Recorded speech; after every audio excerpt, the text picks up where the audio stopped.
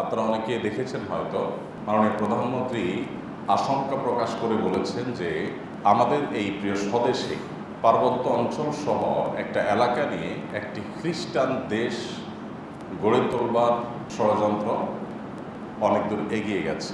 Chittagong, Myanmar, এখানে একটা খ্রিস্টান স্টেট বানাবে, বে অফ বেঙ্গলে একটা ঘাঁটি করবে, এয়ারবেস করে কার উপর হামলা করবে। এই জায়গাটার উপরে অনেকেরই নজর, সেটা আমি হতে দিচ্ছি না। অবাক করা ব্যাপার হলো, গেল 2 দশক ধরে, প্রায় 20 বছর ধরে এদেশের আলেম সমাজ প্রতিনিয়ত যে কথা বলে আসছিলেন, অনেক সময় আমরা মনে করছি হুজুররা কত কিছুই তো বলে, হুজুররা মাথা মোটা, আমরা একটা খারাপ কথা হুজুরদের শুনে দিছি। কিন্তু এখন রাষ্ট্রের সর্বোচ্চ জায়গা থেকে সেই একই কথা প্রতিধ্বনিত হলো। আবারও প্রমাণ হলো যে ওলামা একরাম যেগুলো আশঙ্কা করেন, একটু পরে হলেও সেটা দেশের মানুষ বুঝতে সক্ষম হন। আমাদের এই দেশ নিয়ে অনেক বেশি আগ্রহ পশ্চিমা পৃথিবীর এমন এমন ব্যক্তিবর্গ এই দেশে আসেন যাদেরকে সরকার দাওয়াত দিয়েও আনতে পারে না। সাধারণ মানুষ বা সাধারণ ব্যক্তি পর্যায়ে বা কোনো প্রাতিষ্ঠানিক পর্যায়ের, বেসরকারি পর্যায়ে তো দূরের কথা, এরকম ব্যক্তিবর্গ এই দেশে নিয়ম করে আসেন। এদেশের কিছু কিছু প্রতিষ্ঠান আছে, একটা স্কুল, একটা কলেজ, একটা ইউনিভার্সিটি উদ্বোধনের জন্য বড় নোবেল বিজয়ীরা দেশে আসছেন। অন্য কোনো প্রোগ্রামে তাদেরকে আনা যায়নি। ইউরোপ থেকে, আমেরিকা থেকে প্রভাবশালী ব্যক্তিবর্গ আসছে, নর্মালি তাদেরকে আনা যায় না, কিন্তু তারা স্ব-উদ্যোগে স্বপ্রণোদিত হয়ে আসছে। কারণ কি? আমাদের দেশ, এদেশের মাটির নিচে তেল নাই, এদেশে স্বর্ণের খনি নাই। আপনার কঙ্গোতে এবং ওই সমস্ত এলাকাগুলোতে, আফ্রিকার বিভিন্ন দেশে, সেখানে খনিজ সম্পদ আছে, সেখানে শান্তিরক্ষা মিশনের নামে সেগুলো লুট করার যে প্রচেষ্টা তাদের আছে, ওপেন সিক্রেট আমরা সবাই জানি। শান্তিরক্ষার নামে মাস্তান ভাড়া করে নিয়ে মাস্তানি করে সেখান থেকে সেগুলো লুট করা যায়। কিন্তু এদেশে তো সেগুলো নাই। এদেশের প্রতি এত আগ্রহ কেন তাদের? কারণ এদেশে তাদের একটা বড় এজেন্ডা আছে। তারা এই এজেন্ডা বাস্তবায়ন করেছে পূর্ব তিমুরে। মাননীয় প্রধানমন্ত্রী পূর্ব তিমুরের কথাটা আলাদা করে বলেছেন। প্রধানমন্ত্রীর জায়গা থেকে আঁচ করতে পেরে বলেছেন, নিশ্চয়ই তার কাছে এই বিষয়গুলো খোলাসা পরিষ্কার। ইন্দোনেশিয়ার পূর্ব তিমুরে আপনারা জানেন যে এরাই একদিন 2 দিনে না, দীর্ঘদিনের পরিকল্পনা করে আস্তে আস্তে আস্তে আস্তে সেখানে একটা খ্রিস্টান অঞ্চল গড়ে তুলেছে। এবং যে ভয়াবহ দাঙ্গা, রক্তক্ষয়ী সংঘর্ষ, খুনাখুনি মুসলিম খ্রিস্টানদের মধ্যে হয়েছে খ্রিস্টানে, সেটা আমরা ভুলে যাইনি, এখন বেশি দিন আগের কথা না। এবং দক্ষিণ সুদানে একই কাজ করেছে। আমাদের এই প্রিয় স্বদেশেও একই কাজ তারা করতে যাচ্ছে। এই যে কুকি চীনের কথা শুনেন, আমরা অনেকে ধারণা রাখি না এরা কারা, এদের ধর্মীয় বিশ্বাসের দিক থেকে তারা কি করে না করে। গত 8-10 দিনের মধ্যে আমি একবার পার্বত্য অঞ্চলে গিয়েছিলাম, যাওয়ার সুযোগ হয়েছে। তো পার্বত্য অঞ্চলে কিছু এলাকা দেখে ঘুরে কিছু অবজার্ভ করা, এমনি একটু সময় কাটানো ফ্যামিলি সহ চেষ্টা করেছিলাম। কিছু জিনিস আমার পর্যালোচনায়, আমারও পর্যবেক্ষণে কিছু জিনিস পরিষ্কার হয়েছে। আমি আপনাদের সাথে শেয়ার করতে চাই কি চলছে সেখানে। কেন আলেম ওলামারা বিদেশি এনজিওগুলোকে সন্দেহের চোখে দেখে। এখন আমরা গত বেশ অনেক বছর ধরে দেখছি সরকার সবসময় বিদেশি এনজিওগুলোর ব্যাপারে অনেক বেশি সতর্ক। এই বিদেশি এনজিওগুলো তারা কি করে দেশে এসে, তাদের অবদানটা কি? এই দেশকে উন্নত করার পেছনে মূল ভূমিকা যেটা রেখেছে সেটা হলো গার্মেন্ট শিল্প এবং আমাদের প্রবাসী ভাইদের রেমিটেন্স। এর বাইরে বিভিন্ন বিশ্বের বড় বড় সংস্থাগুলো, তাদের লোন, তাদের ঋণ, তাদের অনেক অবদান আছে, সেগুলো অনস্বীকার্য। কিন্তু এই যে এনজিওগুলো বিলিয়ন ডলার তারা বাহির থেকে আনছে এই দেশে, কি করে তারা? তাদের কাজগুলো কি? তাদের কাজগুলোর ভিতরে অনেক কাজ তারা করে। মোটা দাগে আমি কয়েকটা আপনাদেরকে দেখাতে চাই। এর ভিতরে একটা হলো তারা প্রচুর পরিমাণে ক্ষুদ্র ঋণ দেয়। তাদের এদেশের কিছু সোল এজেন্ট আছে, এরা এদেশে তাদের বিভিন্ন এজেন্ডা, তাদের বিভিন্ন টার্গেট এটা বাস্তবায়নের জন্য কাজ করে।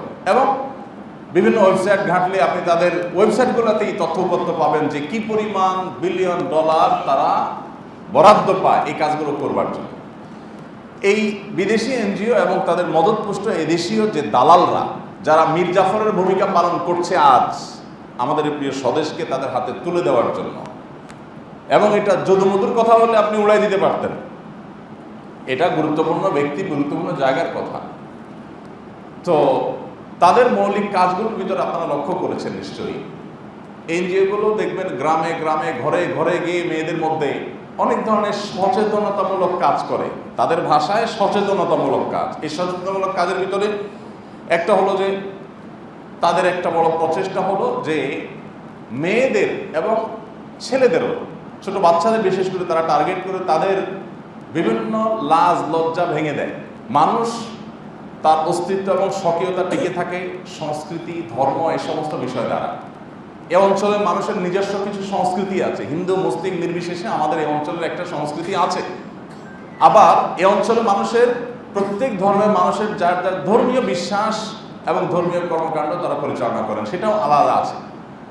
এগুলোর মাধ্যমে কিন্তু আমরা আমাদের স্বকীয়তা ধরে রাখি, আমাদের নিজস্বতা।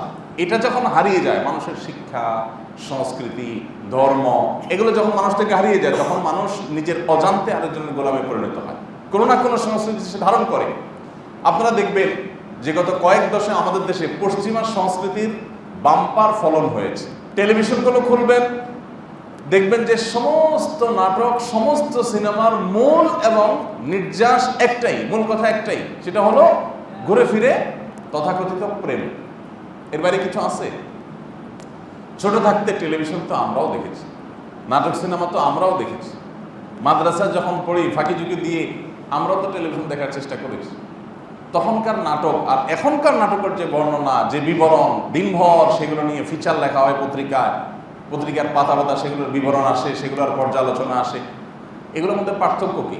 দিনের আলোর মতো পরিষ্কার যে এখন মূলত যা দেখানো হয় তার সব কিছুর মূল ফোকাস হলো একটা জায়গায়, যে সমাজে মানুষের স্বভাবজাত লাজ লজ্জা যেন উঠে যায়। অবৈধ সম্পর্ক, বিবাহ বহির্ভূত সম্পর্ক, হারাম রিলেশন, এটা যেন খুব স্বাভাবিক মনে করে মানুষ।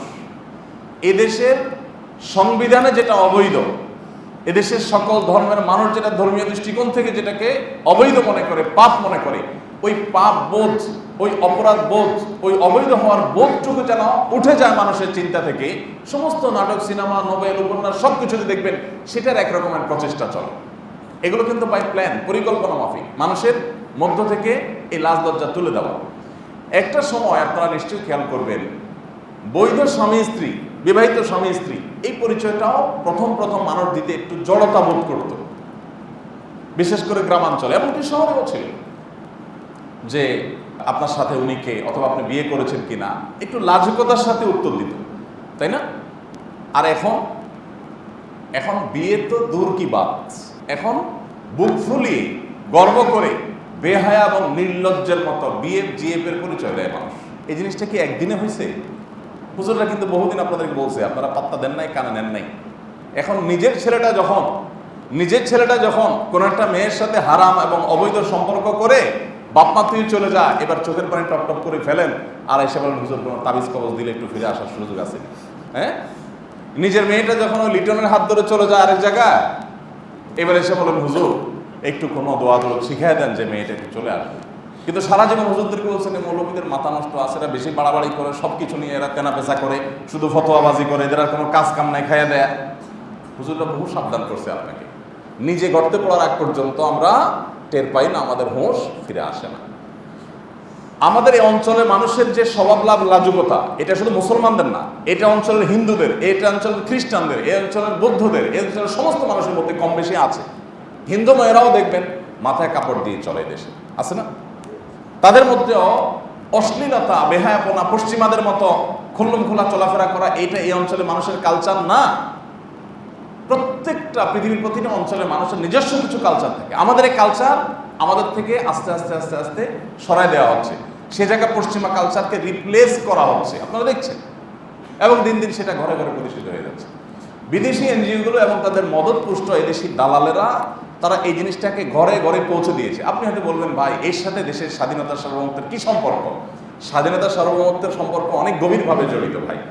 মানুষ ধর্মীয় বিশ্বাস থেকে, নিজের দেশত্ববোধ, দেশীয় সংস্কৃতি, এগুলোর যে এই বিষয়গুলোর যে চেতনা, সেটা থেকে মানুষ নিজের দেশকে ভালোবাসে, দেশ নিয়ে ভাবে, এবং এর বাইরে যখন মানুষ অন্যান্য চিন্তার মধ্যে হারিয়ে যায়, তখন মানুষের নিজস্ব স্বকীয়তা আর থাকে না, হারিয়ে যায়। তখন তাদেরকে শাসন করা নানাভাবে সহজ হয়। এখন আমরা অনেক কিছুকে ভালো মন্দ ডিফাইন করি পশ্চিমাদের দিয়ে, ইউরোপিয়ানদের দিয়ে। আমি একটা কথা প্রায় সবসময় বলি, পশ্চিমারা আমাদের চাইতে জ্ঞানে, বিজ্ঞানে, শিক্ষায়, সংস্কৃতিতে, সংস্কৃতি বলতে আপনার সাংস্কৃতিক ডেভেলপমেন্ট তারা যেটা করতে পারছে, তাদেরটাকে সারা পৃথিবীতে ছড়িয়ে দিতে পেরেছে। সেই জায়গা থেকে অবকাঠামো দিক থেকে, কলকারখানার দিক থেকে, তথ্য প্রযুক্তিতে, আবিষ্কারে, অন্য সব দিক থেকে তারা আমাদের থেকে 1000 বছর এগিয়ে। আমরা তাদের চাইতে ফ্যামিলি ব্যবস্থাপনায়, পারিবারিক বন্ডিংয়ে তাদের চাইতে আমরা 1000 বছর এগিয়ে। ওদের কলকারখানা অনেক মজবুত হতে পারে, ওদের রাস্তাঘাট অনেক সুন্দর হতে পারে, ওদের দালান কোঠা অনেক মজবুত হতে পারে, ওদের জ্ঞান বিজ্ঞানে অনেক এগিয়ে থাকতে পারে, কিন্তু পারিবারিক ব্যবস্থাপনায় ওরা আমাদের চাইতে 1000 বছর পিছিয়ে আছে। আমাদের এখানে এখনো মা বাবার প্রতি সন্তানের যে ভালোবাসা, এটা ওরা স্বপ্নেও ভাবে না, কল্পনা তো দূরের কথা, স্বপ্নেও তারা দেখে না যে মা বাবাকে এত ভালোবাসা যায়, ওরা কল্পনাই করতে পারে না। ক্লাস 6-7 পোলাপান তার তথাকথিত স্বাধীনতা এটা সে ভোগ করে, বাপ মাকে রেখে সে তার মতো করে সে তার মতো কাজ করে, এবং তার দিকে চোখ তুলে কিছু বলার সাহস মা বাপের থাকে না, আইনগতভাবে নিষেধাজ্ঞা আছে। ভাই বোন পরস্পরকে আমাদের এখানে যতটা ফিল করে, ওদের ওখানে কল্পনা করে না। স্বামী স্ত্রীর মধ্যে এখনো আমাদের সমাজে দাম্পত্য কলহ চলছে, নানা রকমের আমাদের ক্রাইসিস যাচ্ছে, ফ্যামিলি ক্রাইসিস। এত কিছুর মধ্যেও আমাদের স্বামীরা স্ত্রীকে, স্ত্রীরা স্বামীদেরকে যতটা ভালোবাসেন, যতটা অন করেন, এদেশের ম্যাক্সিমাম পরিবারে এখনো স্বামীকে ছাড়া স্ত্রী, স্ত্রীকে ছাড়া স্বামী কল্পনা করতে পারে না। এখনো পর্যন্ত একে অন্যকে এত ভালোবাসেন যে মরণ পর্যন্ত দুজনের হাত ধরে জীবনটাকে কাটিয়ে দিতে চান। পশ্চিমারা এগুলো ওরা স্বপ্নে ওগুলো ভাবতে পারে না, কল্পনা ওরা করতে পারে না। কারণ এক একজনের পুরুষের 3টা করে 4টা করে গার্লফ্রেন্ড, আর মহিলাটার 3টা করে 4টা করে বয়ফ্রেন্ড। আমি প্রায় সময় আপনাদেরকে বলি, আপনারা ফেসবুক, সোশ্যাল মিডিয়াতে দেখবেন কিছু অ্যাপসের অ্যাডভার্টাইজ দেওয়া হয়। এই অ্যাডভার্টাইজগুলোর মধ্যে একটা অ্যাডভার্টাইজ আপনাদের চোখে পড়ছে নিশ্চয়ই, সেটা হলো যে হয়তো স্বামীটা ঘুমায় আছে বা মহিলাটা ঘুমায় আছে, তার আইফোনটা হাতের মুঠোয় আছে, তো তার সঙ্গী এসে, তার স্বামী বা স্ত্রী, তার সঙ্গী তার এসে মোবাইলটা লক খোলার চেষ্টা করে। লক খুলতে পারলেও হোয়াটসঅ্যাপ অ্যাপ, মেসেঞ্জার অ্যাপ এগুলো খোলার চেষ্টা করে, কার সাথে চ্যাটিং করে একটু দেখতে চায়, চেক করতে চায়, কিন্তু করতে গিয়ে দেখে হয় না। অর্থাৎ অ্যাপটা এত উন্নত যে এটা এমনভাবে লক করে রাখছে যে ওই লোক ছাড়া কেউ খুলতে পারবে না। এই যে অ্যাডভার্টাইজটা দিচ্ছে, অ্যাডভার্টাইজটার মধ্যে আপনারা পরিষ্কার একটা বার্তা পাচ্ছেন কিনা, তাহলে তাদের মধ্যে অবিশ্বাসটা কোন লেভেলে চলে গেছে যে খুল্লম খোলা অ্যাডভার্টাইজ দিয়ে নিজের অপকর্ম ঢাকার ব্যবস্থা নিশ্চিত করছে যে হ্যাঁ, তোমার অপকর্ম তুমি আকাম করবা তলে তলে, একটা ঢাকার জন্য অ্যাপ এইভাবে লক করা যায়, তোমার বউ খুলতে পারবে না, তোমার আকাম দেখতে পারবে না, তোমার স্বামী দেখতে পারবে না, তোমার আকাম কেউ দেখতে পারবে না। বাংলাদেশে এখনো পর্যন্ত পারিবারিক ব্যবস্থা না, ওদের চাইতে আমরা 1000 বছর এগিয়ে আছি। তারা আমাদের সেটাকে ধ্বংস করবার জন্য এখানে অবাধ যৌনাচার এনেছে, অবাধ যৌনাচার, যার যা খুশি করো। আমাদের যারা আইন প্রণয়ন করে তাদের মাথা নষ্ট করে, তাদেরকে ভুল বুঝিয়ে, তাদেরকে বিভ্রান্ত করে এবং স্বার্থান্বেষী মহলকে টাকা দিয়ে কিনে এই সমস্ত অখাদ্য, কুখাদ্য, অপসংস্কৃতি এগুলো আমাদের সমাজে তারা ঢুকেছে। বিদেশি এনজিওগুলো নিয়ে আমাদের মাথা ব্যথা কখনো আমরা করিনি, আমরা কখনো ভাবি নাই তারা কি করে। আপনারা একটা জিনিস লক্ষ্য করেছেন যে অতি সম্প্রতি পাঠ্যপুস্তক নিয়ে যে সমালোচনা চলছে, ঝড় চলছে, সেখানে বইয়ের নাম হলো স্বাস্থ্য সুরক্ষা বই। দেখেন, স্বাস্থ্য সুরক্ষা বই পড়ানো হচ্ছে কি? নিরাপদ স্পর্শ। কি নিরাপদ স্পর্শ? যে একটা ছাত্র, একটা ছাত্রী একজন আরেকজনের গায়ে হাত দিবে, টিচার গায়ে হাত দিবে, এটা কিছু মনে করা যাবে না, কোনো সমস্যা নেই। এক ছেলে আরেকটা মেয়ের সাথে তার হারাম সম্পর্ক হয়ে গেছে, বাপ মা কড়াকড়ি করছে, আর স্কুলে যেতে দেয় না, কেন ওখানে গেলেই সে এই সমস্ত অপকর্মে জড়ায়।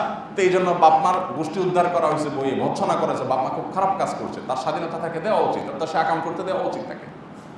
এ নাকি স্বাস্থ্য সুরক্ষা। এগুলো কিন্তু আমি কোনো বক্তব্য শুনে আর ফেসবুক দেখে বইয়ের পাতা, বই কিনে বইয়ের পাতা পড়ে পড়ে তারপর বলতেছি আপনাদের। এগুলো কিন্তু এমনি এমনি হয় না। এই আমাদের বই যারা লিখছে তাদের পেছনে ইনভেস্ট করে কিভাবে এগুলো ঢুকানো হয়েছে, কারা ঢুকানো হয়েছে, ওপেন সিক্রেট, এখন সবাই জানেন এগুলো। এরাই আমাদের এই দেশটাকে, এদেশের স্বাধীনতাকে ধ্বংস করে তারা এদেশের মধ্যে একটা বিষ ফোঁড়া তৈরি করতে চাচ্ছে পার্বত্য অঞ্চলে।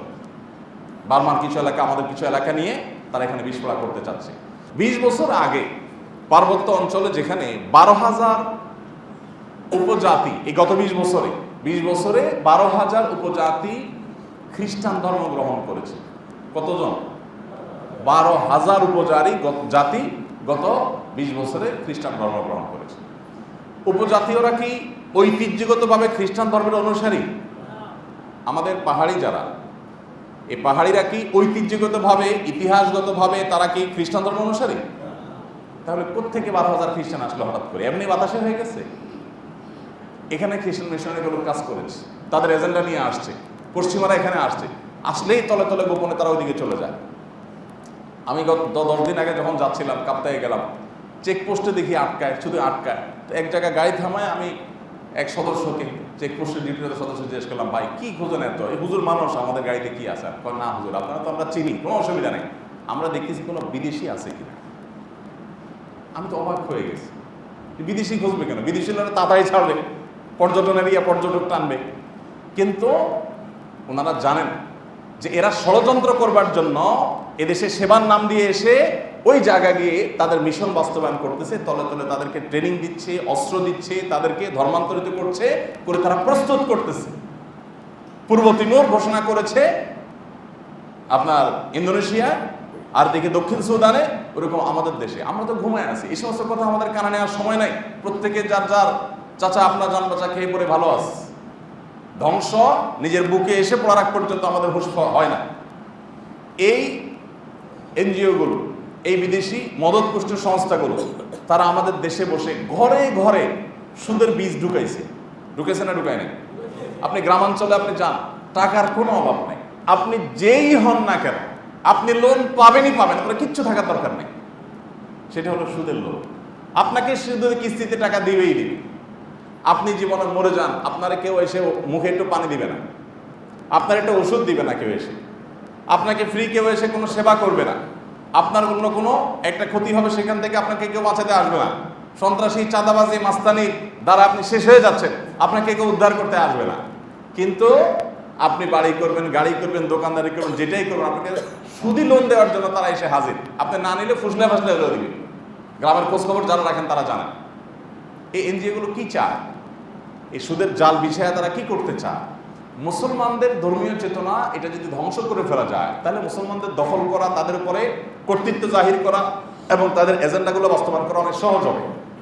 এবং সেই কাজটাই তারা কিন্তু করে যাচ্ছে।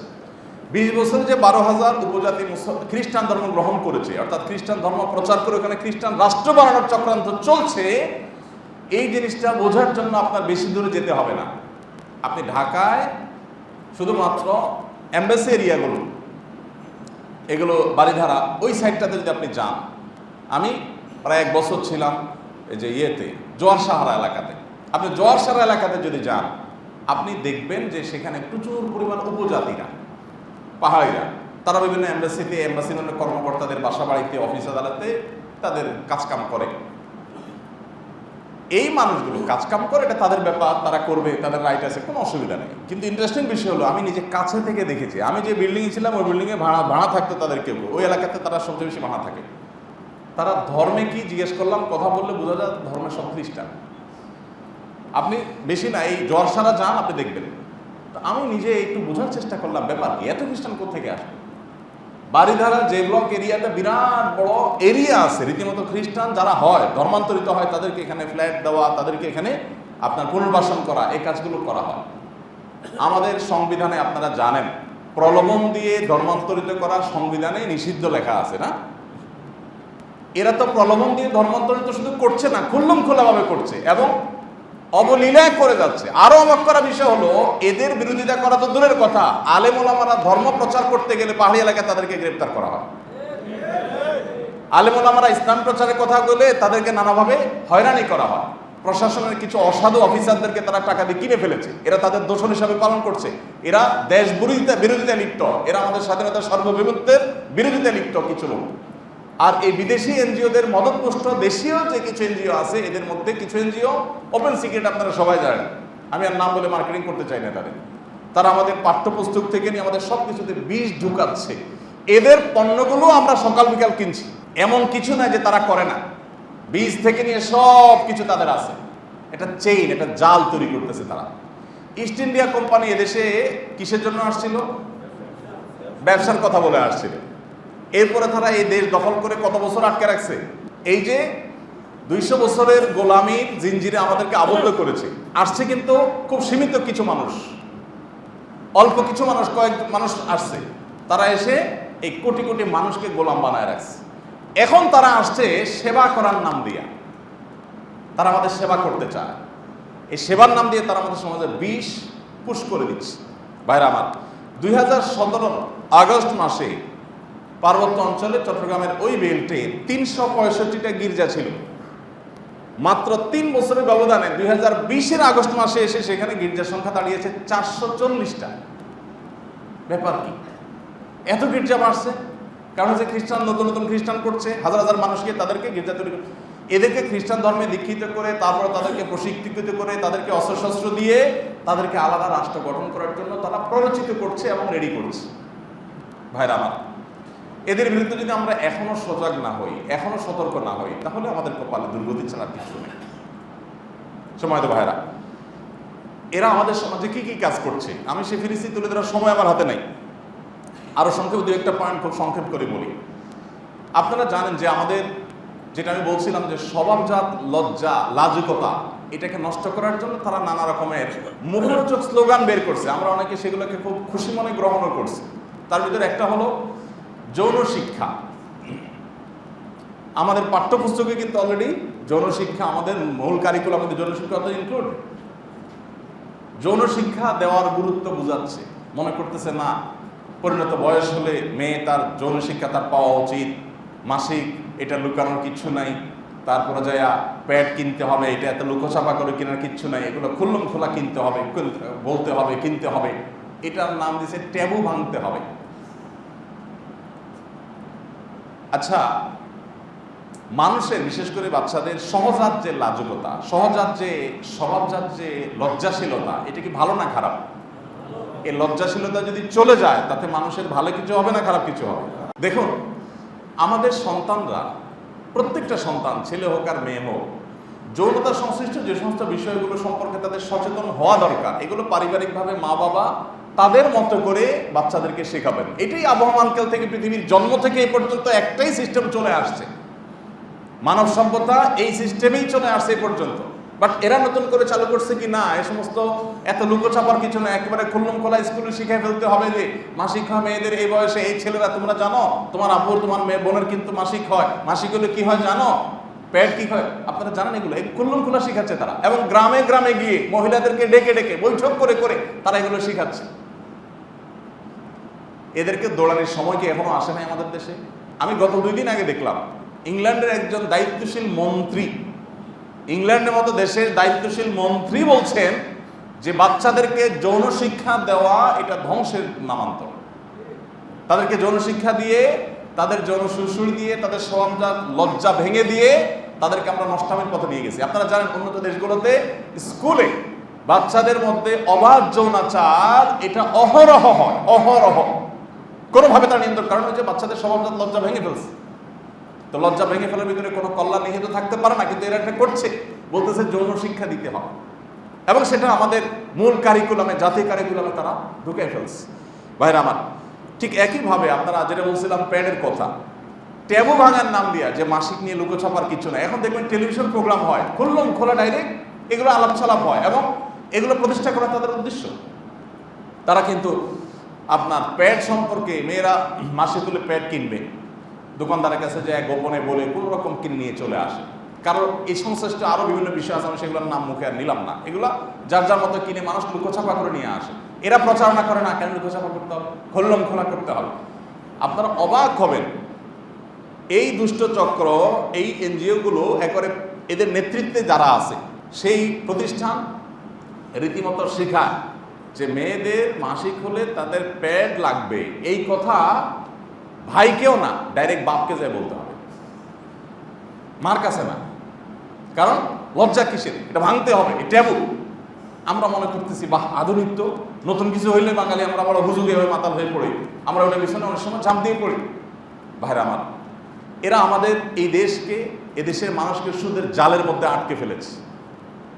তারা আমাদের এই দেশে স্বভাবজাত লাজুকতা, লজ্জাশীলতা ধ্বংস করে ফেলেছে। আজকে যে আমরা উচ্ছৃঙ্খল যুব সমাজ, তরুণ কিশোরদের একটা অংশ দেখতে পাই, এটা তাদেরই ফসল। তারা নাটক সিনেমার মাধ্যমে অবাধ যৌনাচার বিবাহিত সম্পর্ককে নর্মালাইজেশন করে ফেলছে। তারা আমাদের সমাজে যত রকমের অনাচার আছে এগুলো সব আমদানি করেছে। সর্বশেষ আপনারা দেখতে পেয়েছেন যে ট্রান্সজেন্ডার শব্দের মায়ের পেছে তারা সমকামিতাকে প্রতিষ্ঠা করেছে। কিভাবে প্রতিষ্ঠা করেছে আপনারা অবাক হয়ে যাবেন। প্রচুর পরিমাণ ড্রপ সেন্টার তারা করেছে। সমকামিতার কাজ নিরাপদে করবার জন্য বিভিন্ন ক্লিনিক খুলে খুলে সেখানে স্বাস্থ্যসেবার নাম দিয়ে সেখানে তারা সেই আয়োজন করছে। এবং গতকাল না পরশু বদয়া দৈনিক ইত্তেফাকের একটা রিপোর্ট দেখছিলাম যে যেভাবে ছড়িয়ে পড়ছে ভয়াবহভাবে বাংলাদেশের সমকামিতা, পশ্চিমা দুনিয়ার মানুষেরা তারা পেরেশান এই সমস্ত বিষয়গুলো। অভিভাবকরা, প্যারেন্টসরা রীতিমতো পেরেশান ছেলে মেয়েদের বিষয়গুলো নিয়ে, যে তাদের ছেলে মেয়েকে তারা কিভাবে নিয়ন্ত্রণ করবে, সমকামিতা থেকে বাঁচাবে। কেউ একজন বলছিলেন যে ওই সমস্ত দেশে, ওই সমস্ত এলাকায় কোনো অভিভাবক যখন টের পায়, অভিভাবক নিজে প্র্যাকটিসিং ৫ ওয়াক্ত নামাজ রোজা করে, এই অভিভাবক যদি জানে তার ছেলেটা কোনো মেয়ের সাথে অ্যাফেয়ার্সে গেছে, হারাম সম্পর্কে গেছে, ওই নামাজি মানুষটাও আলহামদুলিল্লাহ বলে, আল্লাহ শুকর আদায় করে। ব্যাপার কি? হারাম রিলেশনে গেছে, অবৈধ সম্পর্কে গেছে, বাবা তো নাউজুবিল্লাহ বলবে। নাউজুবিল্লাহ না বলে নাকি? সবার কথা বলছি না, কোনো কোনো ক্ষেত্রে এরকম হয় যে কোনো কোনো অভিভাবক আলহামদুলিল্লাহ বলে। কেন আলহামদুলিল্লাহ বলে? আলহামদুলিল্লাহ এই জন্য বলে যে সে অন্তত গে হয় নাই। বুঝলেন না কথা? সে সমকামী হয় নাই। সমকামী হবে কিনা এটা নিয়ে ভয় ছিল।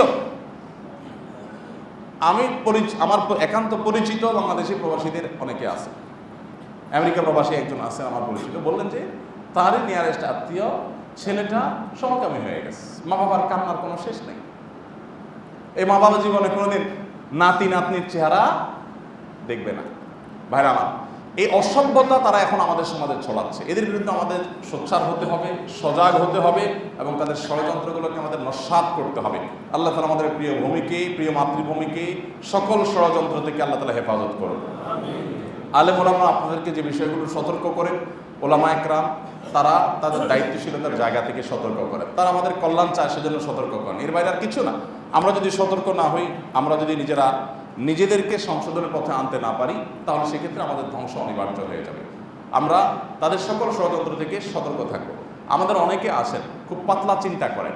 কীরকম পাতলা চিন্তা? অনেকে বলেন যে ভাই, যেমন আজকে একজনের সাথে আমি আলাপ করছিলাম কোনো একটা টেলিভিশন চ্যানেলে সকালে, তো বলতেছিল যে ভাই কি বলেন এগুলো, আমরা দেখি ইউরোপ আমেরিকাতে গির্জা কিনে কিনে মসজিদ হচ্ছে, ওদের গির্জাগুলো বিক্রি করে দিচ্ছে, মুসলমানরা কিনে কিনে সেগুলা মসজিদ বানাচ্ছে।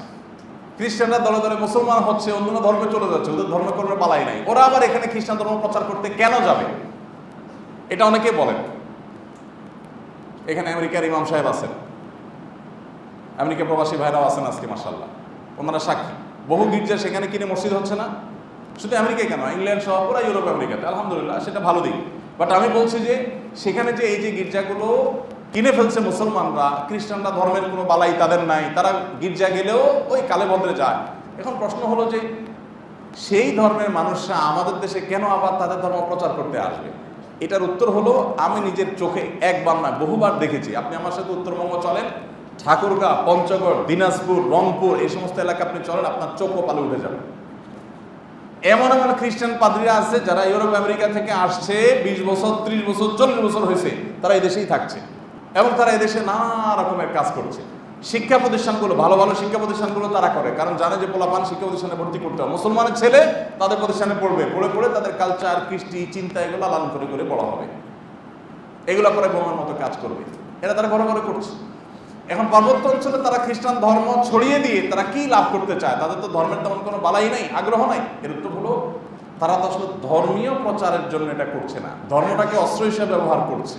কারণ জানে ধর্মীয় চেতনা, ধর্মীয় আদর্শ এটা মানুষকে জীবন দিতে উদ্বুদ্ধ করে। অন্য কোনো কিছুতে মানুষ এতটা জীবন বাজি রাখতে উৎসাহ বোধ করে না যতটা ধর্মীয় চেতনা থেকে করে। এই জন্য খ্রিস্টান ধর্ম গ্রহণ করলে তাদের সাথে একটা রিলেশন তৈরি হবে, তারা তাদের কমান্ড মানবে, তারা তাদের কথা শুনবে, খ্রিস্টান ধর্মের কথা বলে তাদেরকে যুদ্ধে প্ররোচিত করবে। আজকে যে কুকি চেনের কথা আমরা শুনছি, আমি নিজেও জানতাম না যে এদের ধর্মীয় বিশ্বাসের জায়গা থেকে এরা কোন বিশ্বাস লালন করে। আমি মনে করতাম বৌদ্ধ, পাহাড়িদের মধ্যে যেটা নর্মালি হয়, কিন্তু অবাক হলাম যে না, তারা খ্রিস্টান ধর্ম অনুসরণ করে। এর মানে কি দাঁড়ালো? এর মানে হলো যে খ্রিস্টান ধর্মটাকে শুধু অস্ত্র হিসেবে ব্যবহার করছে। এখানে ধর্ম ইস্যু না, ইস্যু হলো দখল। ইচ্ছে হলো তো রামরাজত্ব কায়েম করা, ইচ্ছে হলো এখানে একটা রাষ্ট্র গঠন করা, ইচ্ছে হলো আমাদের স্বাধীনতা নষ্ট করা। অতএব এই বিদেশি এনজিওগুলো আপনাদেরকে যদি কিছু দেয়, মুখরোচক ওটাকে আপনারা গ্রহণ করবেন না, আল্লাহর রাস্তায় ভাববেন, বিবেচনা করবেন, পর্যালোচনা করবেন ভালো মন্দ, তারপর সেটা গ্রহণ না করার সিদ্ধান্ত গ্রহণ করবেন। আল্লাহ রাব্বুল আলামিন এদের সকল ষড়যন্ত্র থেকে আল্লাহ তাআলা আমাদের প্রিয় মাতৃভূমিকে হেফাজত করুন। আমরা যদি তাদের এই ষড়যন্ত্র সম্পর্কে আঁচ করতে না পারি, এবং যদি আমরা আমাদের করণীয় ঠিক করতে না পারি, আমরা যদি সতর্ক এবং সাবধান না হই, তাহলে ধ্বংস অনিবার্য হয়ে যাবে। আল্লাহ তাআলা আমাদের সবাইকে দ্বীনি যে চেতনা, ধর্মীয় যে চেতনা, সেটা আমাদের প্রত্যেককে যার যার মধ্যে ধারণ করার তৌফিক দান করুন। জাযাকুমুল্লাহ খাইর ওয়া আখিরু দাওয়ানা আলহামদুলিল্লাহি রাব্বিল আলামিন। আস-সুন্নাহ ফাউন্ডেশন, উম্মার স্বার্থে সুন্নাহর সাথে।